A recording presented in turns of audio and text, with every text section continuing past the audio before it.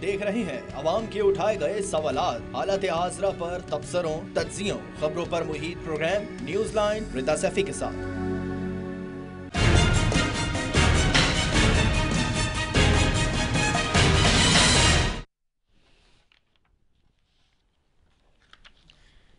अस्सलाम वालेकुम, मैं हूँ रिदा सैफी। नाज़रीन, वज़ीर ख़ारजा शाह महमूद कुरैशी, वज़ीर इत्तलात फवाद चौधरी, वज़ीर ख़जाना शौकत तरीन और मुशीर बराए तिजारत अब्दुर्रज़ाक दाऊद वज़ीर आज़म के हमरा इस वक्त और वज़ीर आज़म इमरान खान चीन के 3 रोज़ा दौरे पर मौजूद हैं। साथ ही जो वफाकी वज़ीर मनसूबा बंदी असद उमर भी और कौमी सलामती मुशीर मुईद यूसुफ, मुआविन ख़ुसूसी बराए सीपे खालिद मुस्तफ़ा भी वज़ीर आज़म के साथ है। अपने दौरे में वज़ीर आज़म इमरान खान चीन के सदर शी जिनपिंग और वज़ीर आज़म ली खीचियांग से मुलाकातें करेंगे और सरमाई ओलंपिक्स की इफ्तिताही तकरीब में भी शिरकत करेंगे। वज़ीर आज़म इस मौके पर चीन से $3 मिलियन कर्ज के हवाले से भी मुज़ाकरात करेंगे और वज़ीर आज़म इमरान खान की अक़वाम मुत्तहिदा के सेक्रेटरी जनरल और गैर मुल्की सरबराहान से भी मुलाकातें शेड्यूल हैं। सवाल यह कि खत्ते में बदलती सूरत हाल पाकिस्तान के दाखिली और खारजी उमूर के तनाजुर में वज़ीर आज़म का दौरा चीन सफारती हलकों में जो है वो कितना अहमियत का हामिल है। और कहा यह जा रहा है कि ये बहुत ही ज़्यादा अहम इस वक्त का दौरा है। और साथ ही IMF एक तरफ तो ये मामला है और दूसरी तरफ आज ही IMF का ये भी कहना है कि पाकिस्तान में महंगाई में इजाफा हो रहा है और करंट अकाउंट खसारा बढ़ रहा है। साथ साथ एशियाई तरक्याती बैंक ने भी यही कहा है कि पाकिस्तान की माशी तरक्की बहुत सी खराबियों से भरी है। देखना ये होगा कि मुल्क की बदतरीन माशी सूरत हाल के पेश नज़र वज़ीर आज़म का ये चीन का दौरा कितना फायदा मंद साबित होगा पाकिस्तान के लिए। दूसरी जानिब मुल्क में नवाज शरीफ साहब की वतन वापसी पर बहस छिड़ी हुई है। एक मरतबा फिर आज मुस्लिम लीग नून के रहनुमा जावेद लतीफ ने दावा किया है कि अब नवाज शरीफ साहब चंद हफ्तों में पाकिस्तान में होंगे, लेकिन कल हाई कोर्ट में मौजूद जो रिपोर्ट्स दिखाई गई उसमें तो नवाज शरीफ साहब के डॉक्टर्स का कहना था कि नवाज शरीफ सफर करने के काबिल नहीं है। नवाज शरीफ साहब कब वतन वापस आएंगे? क्या नवाज शरीफ के बगैर नून इलेक्शन भरपूर अंदाज से उतर सकती है? ये तो आज नून लीग से ही पूछेंगे। साथ ही इन दोनों चीज़ों पे आज बात करेंगे। जी मेरे साथ मौजूद हैं पैनल में, सबसे पहले मौजूद है जी कादिर मंदुखेल साहब हैं, मेंबर कौमी असेंबली हैं पाकिस्तान पीपल्स पार्टी से, उनको खुशामदीद कहती हूँ। Thank you so very much Qadir Mandokhel साहब फॉर ज्वाइनिंग अस। साथ ही ज्वाइन करिए नौशीन इफ्तिखार साहिबा हैं, मेंबर कौमी असेंबली हैं, उनको भी खुशामदीद कहती हूँ मुस्लिम लीग नून से। Thank you so very much Naushin Iftikhar Sahiba for joining us. Jamshed Iqbal Cheema Sahab हमें ज्वाइन करें, मुआविन ख़ुसूसी बराए वज़ीर आज़म हैं पाकिस्तान तहरीक इंसाफ से, उनको भी खुशामदीद कहूँगी। बहुत शुक्रिया जमशेद इकबाल चीमा साहब फॉर ज्वाइनिंग अस। सबसे पहले मैं जो है वो जमशेद इकबाल चीमा साहब आपकी तरफ ही आ जाती हूँ। वज़ीर आज़म इमरान खान साहब का दौरा चीन है और इंतहाई अहमियत का आमिल बताया जा रहा है जी खत्ते में है, और जो इस वक्त बदलती सूरत हाल है और ख़ास तौर पर CPEC के हवाले से जो चीज़ें हमें सुस्त रवि का शिकार नजर आ रही थी, कहा जा रहा है कि वो अब स्पीड अप होंगी इस दौरे के बाद और इसमें काफ़ी खासी डेवलपमेंट्स हो रही हैं। क्या क्या डेवलपमेंट्स है जो कि हम एंटिसिपेट कर सकते हैं? देखिए, चाइना का और हमारा दो बड़ा एक मसले अपोजिट हैं, बट हम दोनों को आप पहले को सपोर्ट करता है। चाइना का ट्रेड सरप्लस ज्यादा है जी। और हमारा ट्रेड डेफिसिट ज्यादा है।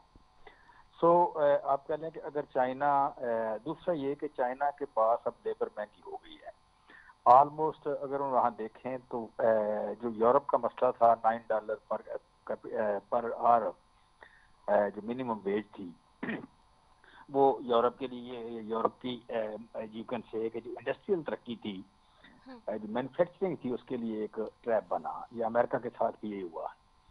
चाइना पहले इसमें जापान आया, उसने तरक्की की, पर उसकी लेबर जब महंगी हुई तो हाईटेक में चले गए। फिर आप कह लें कि ये इसके साथ साउथ कोरिया का एक बूम आया, जब उनकी लेबर महंगी हुई तो वहाँ वो आउटसोर्सिंग पे चले गए।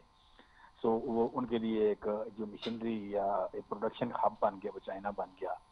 अब वो स्टेज चाइना की आ गई जी। कि चाइना में मिनिमम वेज लेबर वेज जो है वो तकरीबन चली गई $6 पर आवर के हिसाब से। अब $6 अगर चली गई है तो वहाँ पे यू कैन से कि now they want to expand, now they want to outsource their manufacturing facilities के डिफरेंट। वहाँ पे एक तो ये कि वहाँ पे लेट्स सपोज पाकिस्तान में प्रोडक्शन करते हैं तो एक ट्रेड सरप्लस का जो इशू है वो खत्म होगा, और दूसरा ये कि एक्सेस जो है या एक मार्केट में जाके लोकलाइज होना वो एक इम्पॉर्टेंट है।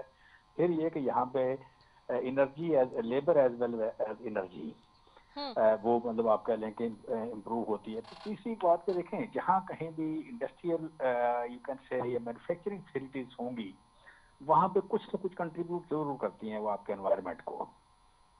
इस वक्त जो चाइना का 28 करोड़ की मार्केट है, 28 करोड़ की जो पॉपुलेशन है, जो सेंट्रल 4 उनके प्रोविंस हैं, शेंडंग है, हुबे है, हेबे है, और शंघाई के आसपास ये जो आप कह लें कि ये सारा एरिया जो है, इस इलाके में यू कैन से कि 28 करोड़ की पॉपुलेशन है और एरिया बड़ा थोड़ा है। यहाँ पे अक्टूबर से लेके फरवरी तक, मार्च तक आपको आसमान नजर नहीं आता, फाग मौजूद होती है, पोल्यूशन का ये सूरत हाल है। और ये नवंबर से लेके फरवरी तक गाड़ियां 8 नंबर पे या इवन नंबर पे निकलती हैं घरों से, just to reduce the pollution. तो आप कह लें कि वहाँ पे फर्दर मैन्युफैक्चरिंग करना, वहां से मूव कर रहे हैं वो तिब्बत की तरफ, सिंकियांग की तरफ, इनर मंगोलिया की तरफ। सो उससे कहीं बेटर है कि वो दूसरे मुल्कों में मूव करें।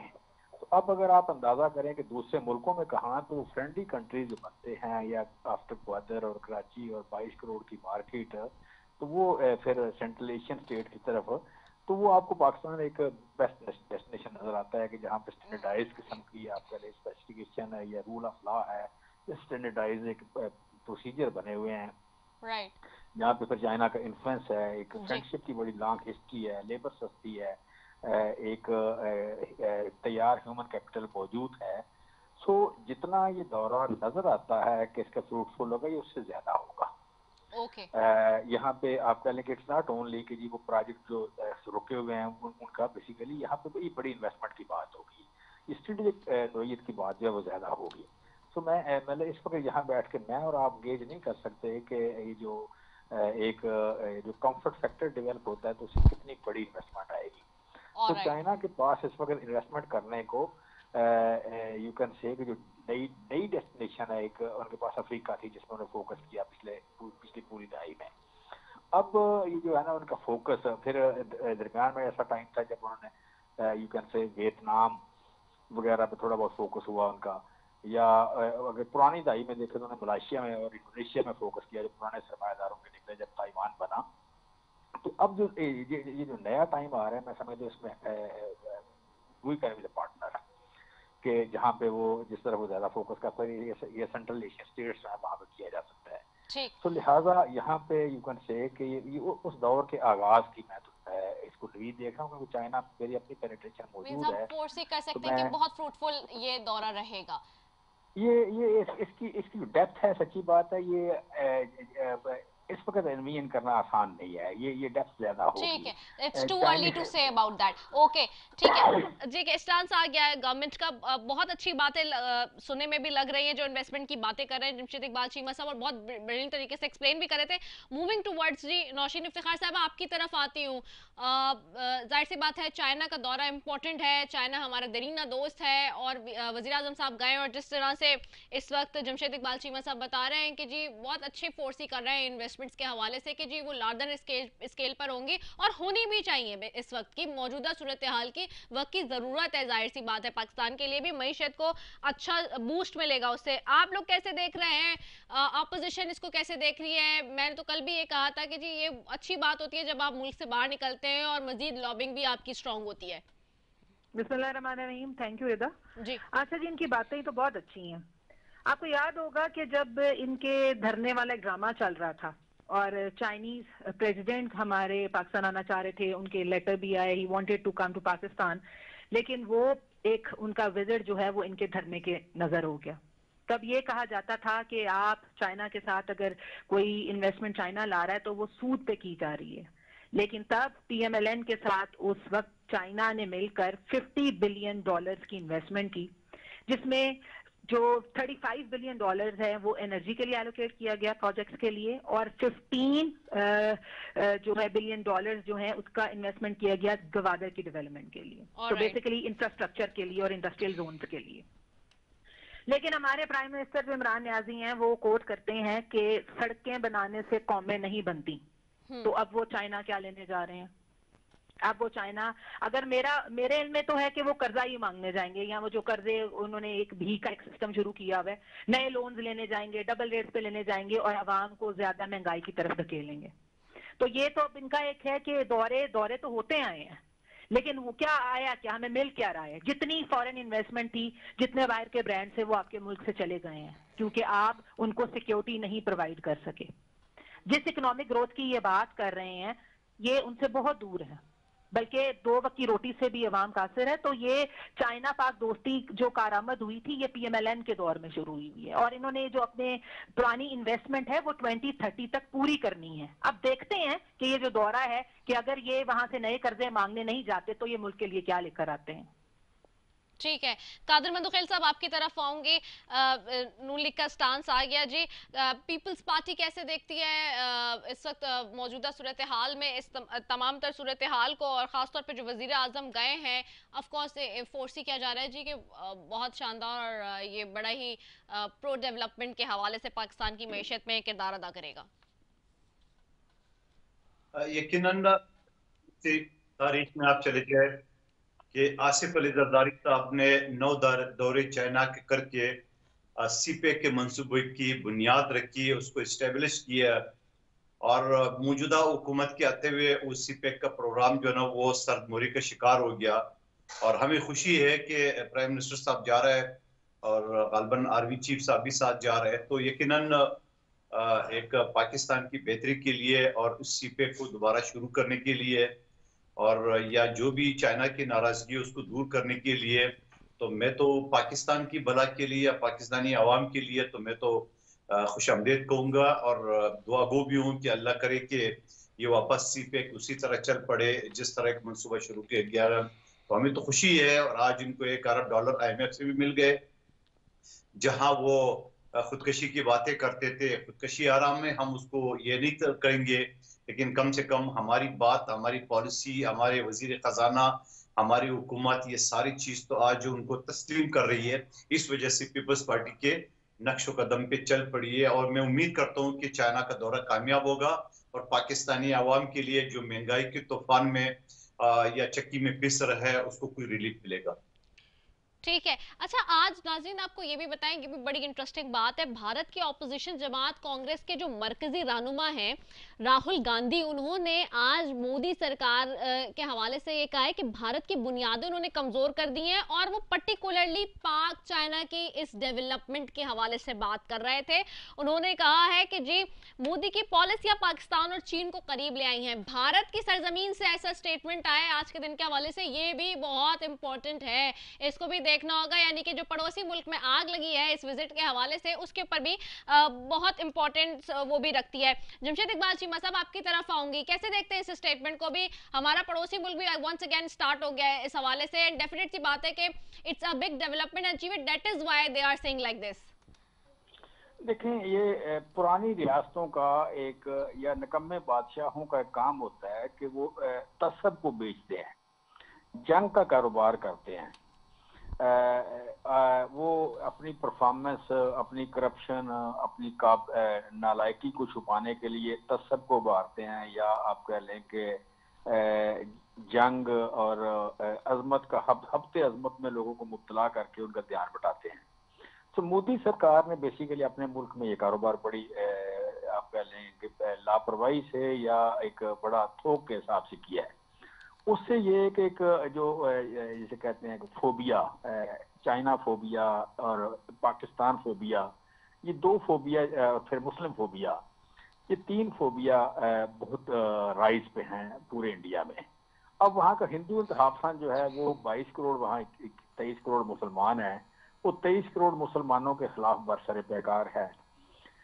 अब जहाँ पे आपका 1/6 मतलब 15-16%, 17% आबादी जो है उसके खिलाफ आप बरसरे पैकार हों, फिर चाइना को एज ए नेशन आप नापसंद करते हो, आप सरहदों पर उसके साथ जंग छिड़ी हुई हो पाकिस्तान के खिलाफ, तो पाकिस्तान का मैं आज से कोई 5-6 साल 7 साल पुरानी अगर बात करूं तो चाइनीज जो दोस्त है हमारे, ये पार्टनर हैं, उन्हें हमने कहा कि जी पाकिस्तान में आके इन्वेस्टमेंट करें। तो उन दिनों हमारे यहाँ थोड़ा ज्यादा था इशू, ये लॉ एंड ऑर्डर का, ये बम धमाके वगैरह थे, 10 साल पहले ज्यादा थे, फिर आहिस्ता आहिस्ता आहिस्ता से कम हुए।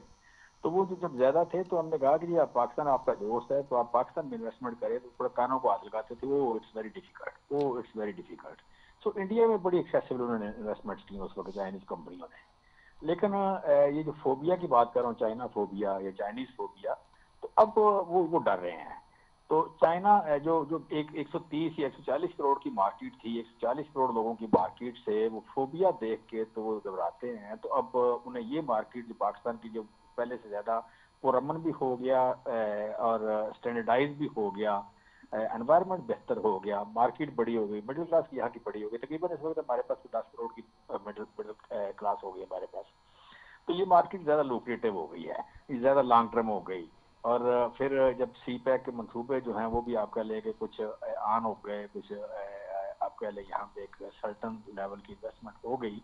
तो इस वक्त अगर देखें तो आपकी जो जितनी भी यू कैन से आपकी इंडस्ट्रियल जोन्स हैं, इंडस्ट्रियल जोन में आपको सरगोदा में भी उनकी इन्वेस्टमेंट नजर आएगी, आपको आपको हैतार में नजर आएगी, आपको केपी में उनकी नजर आएगी, आपको फैसलाबाद में बहुत बड़ी इन्वेस्टमेंट चाइनीज की नजर आ रही है इस वक्त, मतलब काफी ज्यादा मंसूबे इस वक्त लग रहे हैं। सो बड़ी तेजी से चाइनीज इन्वेस्टमेंट पाकिस्तान में हो रही है। जो हो रही है तो वो जो भी लोग यहाँ पे आए हैं वो they are feeling more comfortable, और ज्यादातर एक्सपोर्ट जोन बन रहे हैं, वो ज्यादातर एक्सपोर्ट की बुनियाद। फिर अभी ये आजकल में हमारे पास चाइना से एक प्रपोजल आई है कि ये जो आप कह लें ये यू कैन से कि ननकाना साहिब है, ननकाना साहिब में हमसे वो जमीन मांग रहे हैं कि हमें यहाँ पे दें, हम एक्सक्लूसिव बनाते हैं, एक्सपोर्ट जोन बनाना चाह रहे हैं चाइनीज। मतलब मेरे पास प्रपोजल आई है कि आप हमें करके दें, ये करा के दें। तो कहने का मतलब ये है कि ये बड़ी तेजी से इस वक्त इतनी चीजें नजर नहीं आ रही। सरकारी गवर्नमेंट टू गवर्नमेंट चीजें थोड़ी हैं, प्राइवेट टू प्राइवेट चीजें ज्यादा हैं। So basically it's not only कि जी वो वज़ीर आज़म पाकिस्तान कौन कौन से मुआहदे साइन करते हैं। बेसिकली जितना कंफर्ट फैक्टर डेवलप होगा उतने ही ज्यादा यहाँ पे उससे मल्टी आप कह रहे हैं टाइम्स इन्वेस्टमेंट आ रही है, या उसका इम्पैक्ट आएगा। सो ये मेरी बहन जो बात कर रही थी मुस्लिम लीग नून वाली, ये तो थोड़ा सा जैसे एक वो टेम्पो बन गया ना एक इनका, या एक वो गली मोहल्ले का वाला की वजह से लड़ने वाला।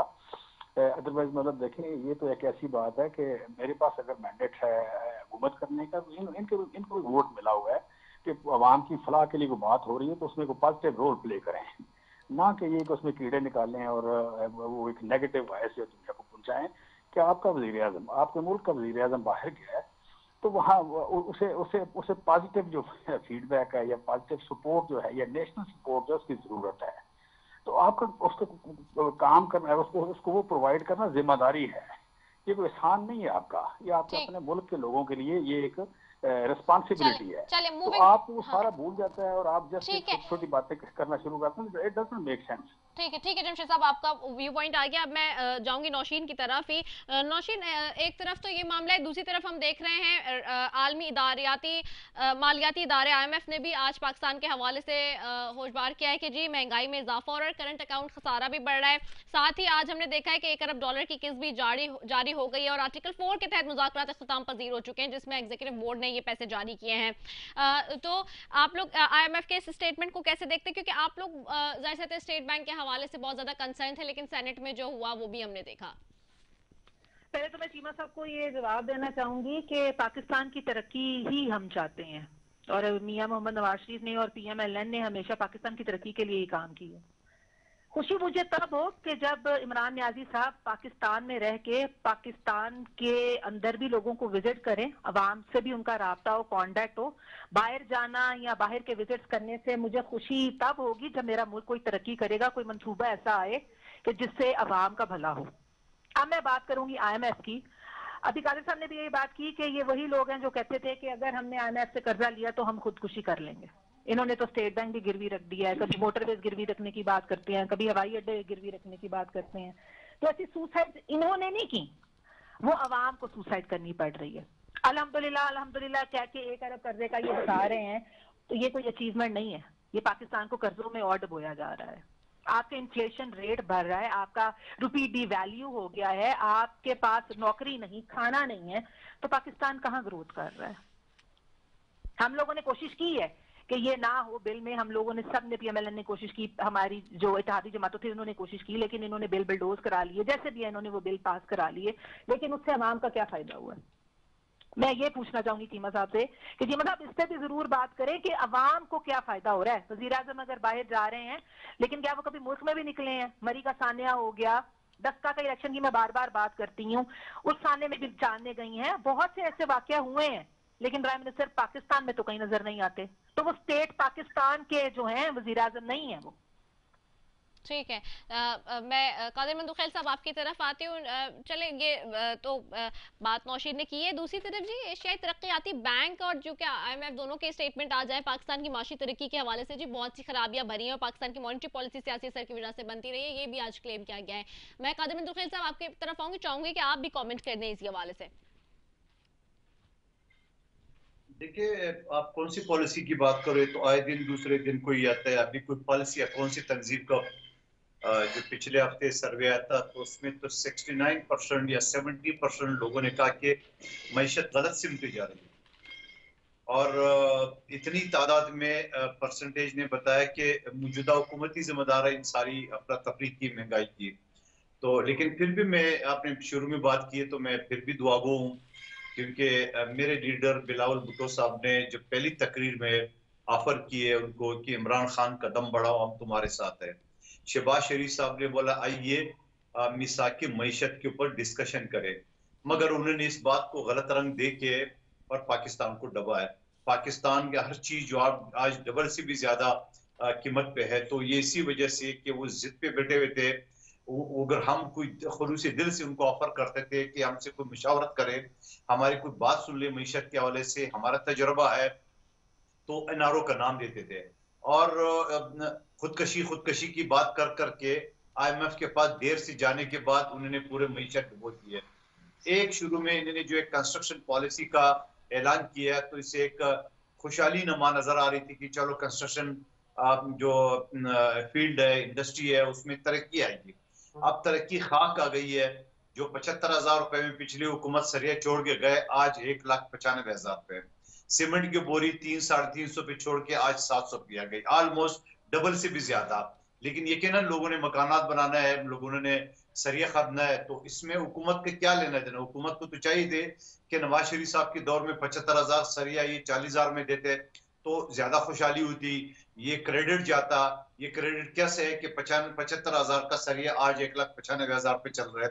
तो मैं समझ रहा हूँ कि ऑलमोस्ट उन्होंने अपनी गलत पॉलिसी की वजह से मईशत को डबो दिया है और अभी अल्लाह अल्लाह करके उसी प्लेटफॉर्म पे चल पड़े जो पिछली हुकूमतें चल रही थी। और पिछली हुकूमत की वजीर खजाना यानी पीपल्स पार्टी के वजीर खजाना को लेके और ये मईशत को सहारा दे रहे। नहीं तो इनका चाइना का रस्तू असद उमर तो पहले ही 6 महीने में फेल हो गया है और अब उन्होंने तहरीक इंसाफ का जनरल सेक्रेटरी बना दिए। मुझे लगता है ये पार्टी को भी खत्म करने की का प्रोग्राम है। सवाल ये, उसके बावजूद हम कहते हैं कि जो उन्होंने 4.25 साल में कुछ नहीं कर सका, आप यकीन रखिए कि आगे भी उन्होंने कुछ नहीं करना है। अगर इसी रेशो में भी उन्होंने बरकरार रखा तो भी बड़ी बात है, जो कि डबल से ज्यादा है। तो हम इस पे भी खुश है, इस पे भी हम शुक्र अदा करेंगे कि अगर इसी रेशो पे, इसी महंगाई के रेट पे भी उन्होंने बरकरार रखा। लेकिन मुझे नहीं लग रहा है, क्योंकि ये फिर वही बात करेंगे, ये 2024 के आखिर महीने में, 23 के आखिर महीने में भी ये कहेंगे कि पिछली हुकूमत आपकी 200 जो माशी टीम थी वो तो आपके फेल हो गए, आपकी खारजा पॉलिसी फेल हो चुकी है, आपकी दाखिला पॉलिसी फेल हो चुकी है, आपकी कौन सी पॉलिसी पास है वो अगर चीमा साहब मुझे बता दे, मेरे नॉलेज में इजाफा होगा। कोई प्रोजेक्ट बता दे कि हमने प्रोजेक्ट मुकम्मल की है। आप ये समझ लीजिए इस वक्त जो उन्होंने हेल्थ कार्ड के लिए जो बजट उन्होंने रखा, उनसे 3 गुना ज्यादा पुख्तनख्वा के बजट से सिर्फ हमारे 3 अस्पतालों का बजट उससे ज्यादा है। तो हम चाह रहे हैं कि गवर्नमेंट के जो अदारे हैं, गवर्नमेंट के जो हॉस्पिटल है, उनको मजबूत करे, फैसिलिटेट करे, एडवांस करे। और इस वजह से और ये क्या क्या कर रहे हैं, इसी तरह ये पूरे पाकिस्तान चलाने का प्रोग्राम बना रहे हैं। और जो प्राइवेट हॉस्पिटल है उनको फंड देके, उनको पैसे देके और सरकारी अस्पताल। आज भी अगर मैं कराची की बात करूं तो शहीद जुल्फिकार भुट्टो के दौर में जो आबासी शहीद बना था, जिन्ना अस्पताल बना था, सिविल बना था, और उसके बाद 35 साल यहाँ हुकूमत ने, शहरी हुकूमत के उसके पास थी, MQM के पास थी, डिक्टेटर है। मगर उसके बाद जब पीपल्स पार्टी की जमहूरी हुकूमत आ गई तो दिल का अस्पताल या NSABD का पूरे जाल बिछा दिया 10 जिलों में। और यहाँ बेनजीर ट्रॉमा सेंटर 15 मंजिला बिल्डिंग, रिदा आप इसी शहर में रहती है, जदीद हॉस्पिटल है, इलाज है। आप इसी शहर में, इसी सूबे में रहती है रिदा, जी जी गम्फर्ट में एक बेहतरीन लिवर ट्रांसप्लांट हॉस्पिटल है जो 50 लाख से लेकर 75 लाख तक का जो इलाज होता था वो फ्री आ रहा है। जी चारों सूबों, आजाद कश्मीर, गिलगित बल्तिस्तान के रहे वो अफगानिस्तान से भी बड़ी तादाद में यहाँ मरीज आते हैं और अपने मुफ्त इलाज कराते हैं। और यहाँ तक कि पुख्तनख्वा से हेल्थ कार्ड लिए हुए आदमी और वो गम्बट और कराची आके इलाज कराते हैं। तो मैं समझ रहा हूँ कि मौजूदा हुकूमत कोई पॉलिसी कामयाब नहीं है, हर जगह वो खेल रहा है। तो मैं समझ रहा हूँ अगर एक पॉलिसी रही है तो आगे अल्लाह करे। ठीक है। मैं जमशेद इकबाल चीमा साहब आपकी तरफ आऊंगी, मैं इस पे आपसे कमेंट चाहूंगी। चलें, एक तरफ तो ये सारे मामलात हैं और बहुत अच्छा है कि जी we are very hopeful for this visit as well, हमने उस पर तो बात कर लिए। बट अब दूसरी तरफ जी पॉलिटिकली हम जो देख रहे हैं मामला इस तक में बना हुआ है, खासतौर पर नवाज शरीफ साहब के हवाले से भी कि जी हुकूमत कह रही है कि वो आ रहे हैं, और आज तो नून लीग ने भी कह दिया कि जी जावेद लतीफ साहब क्लेम कर रहे हैं कि वो आ जाएंगे। तो क्या आप लोग लेकर आ रहे हैं वाकई, या फिर वो खुद आ रहे हैं? आखिरकार क्या मामला है, इसको भी क्लियर कर दें जरा। देखिए, मामला आपको भी पता है, मुझे भी पता है, कादिर मंदोहेल को भी पता है, नौशीन इफ्तिखार को भी पता है। मियां साहब भगौड़े हैं, भागे हुए हैं, क्रिमिनल हैं, मुजरिम हैं, सजा याफ्ता हैं, डिस्क्वालीफाइड हैं, बददियानत आप कह लें कि डिक्लेयर हुए हुए हैं, इस मुल्क से चले गए। अब उनका जिक्र ये करते हैं ऐसे जैसे वो कोई अजीम आदमी थे, अजीम आदमी हैं, वो उनका बड़ा रूब है, बड़ा दबदबा है, वो पाकिस्तान आएंगे तो पाकिस्तान हिल जाएगा, गवर्नमेंट हिल जाएगी। भाई वो एक आप कह लें भागा हुआ मुजरिम है। मफरूर की क्या औकात होती है? वो वहाँ छुप के बैठे हुए हैं, उस मुल्क में उनकी इन्वेस्टमेंट है, वहां पे वो अपने कारखाने चला रहे हैं, सैर मर्जी की करते हैं, हाइड पार्क में फिरते हैं, आबो हवा मर्जी की, लोगों का सामना नहीं करते, लोगों ने चोर कहते हैं। सो एक आप कह लें कि एक हाइड आउट बनाई हुई है, हाइड पार्क को हाइड आउट बनाया हुआ उन्होंने, हाइड आउट के तौर पर, लेकिन वो लग्जरी हाइड आउट है। मैं समझता हूँ, देखिए मैं एक बात जरूर करूंगा कि ये ना बहुत ज्यादा अगर पाकिस्तान के अवाम में देखें तो रेपुटेशन जरदारी साहब की या बेनजीर साहबा की जो है वो मुस्लिम लीग नून ने बहुत डैमेज किया उनको, ये बहुत उनकी रेपुटेशन खराब की उन्होंने, या एक सर्टिफाइड किस्म के आप कह लें कि उनको बना दिया। लेकिन सरे महल जो था, सरे महल जो डेफिनेटली जरदारी साहब का था या बेनजीर साहबा का था, जब पॉइंट आउट हो गया तो कभी जरदारी साहब उसमें गए नहीं, रहे नहीं, कभी बेनजीर साहब उसमें रही नहीं, उन्हें बेच दिया, रहे नहीं उसमें, कि शर्मिंदगी थी उनको कि ये इस पे करप्शन के इल्जाम हैं। ये वो लोग हैं कि जो जिन जिन फ्लैट्स पे करप्शन के पैसों से बने, जिससे बेटे बाप बेटी सारा टब्बर इनकार करते रहे, साफी इनकार करते रहे, अपने सारे मुस्लिम लीग नून के लीडर बड़े छोटे, चौरी निसार क्या, हाजा सब क्या, दूसरे सब इनकार करते रहे, सारी पॉलिटिकल लीडरशिप को लगाया दिफा के लिए। उन उतनी ही डिटाई से उन्हीं फ्लैटों में रहते हैं, वहाँ मीडिया को मिलते हैं, सारी दुनिया को वहाँ मिलते हैं, सुबह दोपहर शाम वहाँ 3 वक्त लोग आते हैं, चोर चोर कहते हैं, पड़ोसी तंग हैं, वो कहते हैं इनको यहाँ से भगाएंगे, हमें नींद नहीं आती। तो ये आप कह लें कि बड़े इस तरह के जो लोग हैं, इस तरह के लोग, इनके बारे में जब हमें डिस्कशन करनी पड़ती है, जब नौशीन इफ्तिखार साहब या इस तरह के लोग आके, या MNA इस मुल्क के इलेक्टेड नुमाइंदे लोग आगे कहते हैं कि जो मियां मोहम्मद नवाज शरीफ साहब, भाई आप उनका जिक्र कम किया करो। आप इतनी बड़ी पार्टी हो, एज ए पार्टी काम करो, आप पॉलिटिकल पार्टी के तौर पर बिहेव करो, हम आपका एज ए इलेक्टेड नुमाइंदे आपके मैंडेट का एहतराम करें। आप जब एक चोर को सादक और अमीन बनाने चल पड़ते हैं, एक भागे हुए शख्स को दिलेर बनाने शुरू कर देते हैं, उसको सुल्तान सलाहुद्दीन भी बनाना शुरू कर देते हैं, आप समझ रहे हैं वो आएगा पता करेगा, उसके अंदर आजम है, तो हम कहते हैं नहीं वो तो भागा हुआ भगौड़ा है। तो अच्छा, जितनी बार आप लोग ला रहे हैं या वो खुद आ रहे हैं, ये कंफ्यूजन क्लियर कर दे बस। भाई ना वो खुद तो आ ही नहीं रहे, भागे हुए हैं डेफिनेटली, ठीक है, जो उनकी रिपोर्ट तो आप लोग लेकर आएंगे, हुकूमत लेकर आएगी? हम कोशिश करेंगे, लेकिन देखें ये बरतानिया जो है ये चोरों की हेवन है, ये हेवंस हैं, मनी लॉन्ड्रिंग करने वालों की हेवंस हैं, ये बड्डी हैं, ये लोग जो हैं, ये इनके हाथी के दांत खाने के और दिखाने के, और ठीक है मुझे नौशीन की तरफ जाना है, मैंने ब्रेक की तरफ भी जाना है, कमर्शियल ब्रेक की तरफ भी जाना है। मैंने जमशेद साहब कमर्शियल कट जाएंगे मेरे, मैं नौशीन जल्दी से इसके ऊपर मुझे रिस्पॉन्ड कर दें कि नवाज शरीफ साहब आ रहे हैं, कब आ रहे हैं, जावेद लतीफ साहब ने जो कहा है। अच्छा, मैं पहले तो चीमा साहब को जवाब देना चाहूंगी। शुक्रिया चीमा साहब, आपने मुझे याद कराया कि मैं इलेक्टेड मेंबर हूं, लेकिन हमारी पार्टी को मियां मोहम्मद नवाज शरीफ ने ज़कात का पैसा नहीं खिलाया था। सादिक और अमीन इमरान न्याजी साहब जो नाअहल हैं, निकम्मे हैं, नालायक हैं, उन्होंने 300 कनाल की प्रॉपर्टी बनीगाला में खरीदी है और उनका कोई सोर्स ऑफ इनकम भी नहीं है। आपको फोबिया है पीएमएलएन का, मियां मोहम्मद नवाज शरीफ का, शहबाज शरीफ का, मरियम नवाज का, हमजा शहबाज शरीफ का और पीएमएलएन का फोबिया है। उस फोबिया से नहीं निकलते। ये डिबेट जब आएगी मियां नवाज शरीफ पे ये 2-2 घंटे जरूर बोलेंगे, लेकिन जब बात अवाम की भलाई की आएगी, मुल्क में इन्फ्लेशन रेट जो बढ़ गया, डबल डिजिट हो गया है 12.6%, उसकी बात ये नहीं करेंगे। अवाम जो रोटी से गई, अवाम जिसके पास नौकरियां नहीं है, अवाम जिसकी कोई हेल्थ स्टैंडर्ड नहीं है, एजुकेशन जिनके पास नहीं है, कोई स्पोर्ट्स के लिए इन्होंने कोई बेहतरी नहीं लाई, किस चीज को इन्होंने बेहतर किया है? कोई ला के इन्होंने हवाई अड्डे बनाए, मैं यही पूछती हूँ, मोटरवेज बनाई है, क्या किया? इनका कौन सा कोई एक बड़ा मेगा प्रोजेक्ट है? लेकिन ये पिछली हुकूमतों को चोर जरूर कहते हैं। सबसे ज्यादा करप्शन जो है वो पीटीआई के दौर में हो रही है। यहाँ पे लोगों के पास खाद नहीं, चीनी नहीं, आपका माफिया जो है वो सबसे ज्यादा आपकी आवाम के टैक्सेस को तो खा गया है, लेकिन इस मुल्क को बचाना बहुत जरूरी है और उसके लिए मियां मोहम्मद नवाज शरीफ का वापस आना जरूरी है। 70 साल में जो हमारे पास एक हम लोग तरक्की की राह की तरफ गामजन थे, आपने 4 साल में आके जो है मुल्क को डुबो दिया है, कर्जों में भी डुबो दिया है और मुल्क को जो आपने इन्फ्लेशन का एक रेट दे दिया है वो उसको आप कोप अप कैसे करेंगे? आप इसका जवाब दें। आप बाकियों को चोर कहना बंद करें, क्योंकि अपनी सारी कैबिनेट आपकी चोरों से भरी हुई है, सारा माफिया एटीएम आपके पास बैठा हुआ है। ठीक है, कादिर मंदुखेल साहब आपके पास भी आऊंगी, इस पे मैं चाहूंगी आप भी कमेंट करें। आप खुद एक बड़े जबरदस्त वकील हैं, आप कैसे देखते हैं इस सारे मामले को? क्योंकि एक तरफ कहा जाता है कि जी वो नहीं आ सकते और रूल्स एंड रेगुलेशंस के तौर पे आप कैसे देख रहे हैं? क्योंकि उन्होंने आपका नाम भी लिया था जमशेद साहब ने, कि आप भी बेहतर तरीके से जानते हैं। पहली बात कि जो नवाज शरीफ साहब की उसकी वजह क्योंकि जो शरीफ साहब ने है शहबाज शरीफ साहब के जरिए और उसमें बाकायदा ये कंडीशन लिखा गया है कि वो 8 हफ्ते के लिए है और फिर दूसरा पार्ट में ये लिखा हुआ है कि जब तक उसको डॉक्टर इजाजत नहीं देती, अब जब तक तो इजाजत भी हो सकते हैं, जब तक तो मरे भी हो सकते हैं, तो ये इस कंडीशन पे ला नहीं सकते। और दूसरी बात ये, अगर इस कंडीशन को डॉक्टर से मशरूत ना भी किया जाए तो ज्यादा से ज्यादा क्या होगा, जिस आदमी ने श्योरिटी दी है उसकी शराब तो कार्रवाई नहीं होती, वो श्योरिटी जब्त होगी, वो 7 अरब रुपए जमा करने पड़ेंगे, वो 50 रुपए का स्टॉक पर जब्त होगा, क्योंकि इन सब बातों से